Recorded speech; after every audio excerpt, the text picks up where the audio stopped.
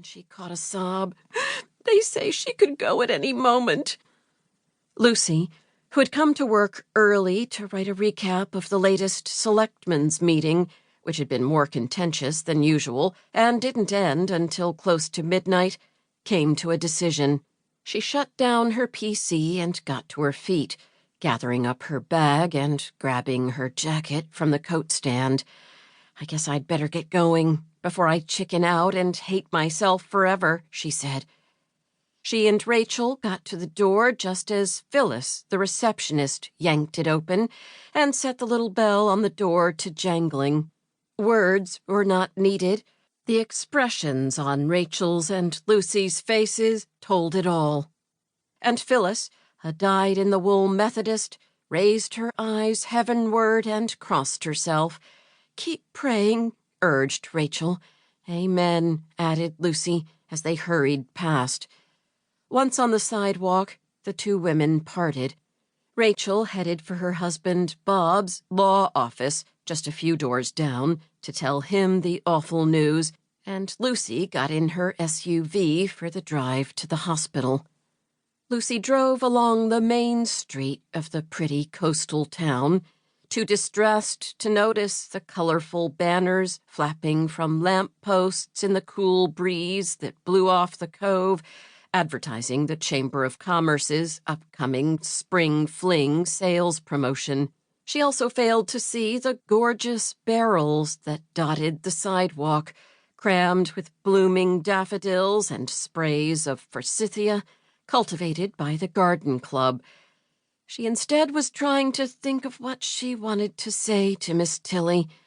As she struggled to frame her thoughts, she realized she'd never been confronted with a moment like this, and wasn't at all sure what was expected.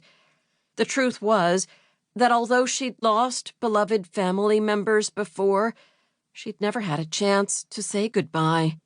Her father was the first to go, back when she was a young mother, too occupied with the endless demands of her growing brood to truly comprehend the gravity of the situation when her mother called to report he'd had a heart attack.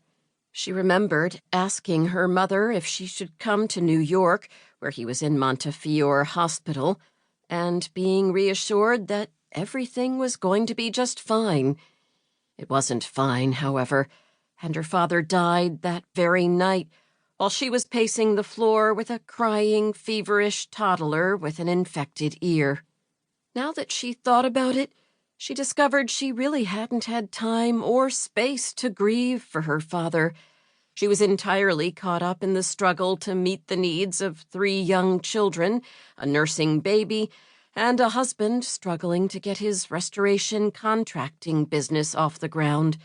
She'd been too tired to cry, or, she concluded with a sudden insight, too afraid that if she started, she'd never stop. It was safer to stuff her emotions into some back drawer of her brain. If she acknowledged them, she feared she would be overwhelmed. After losing her husband, her mother had gradually slipped into dementia, becoming a vague, confused shadow of her former self.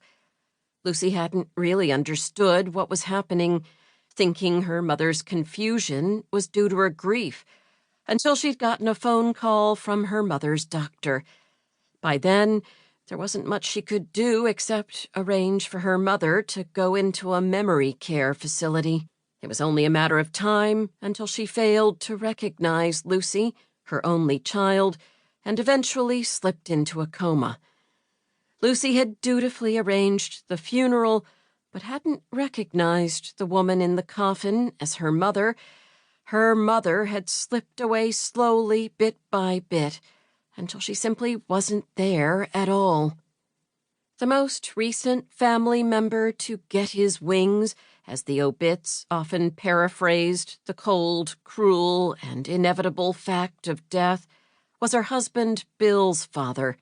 Bill Sr. had also suffered a sudden heart attack, which Bill's mother stubbornly downplayed, denying the seriousness of his condition. He slipped into unconsciousness before Lucy and Bill could reach him in Florida, and learned from the doctor that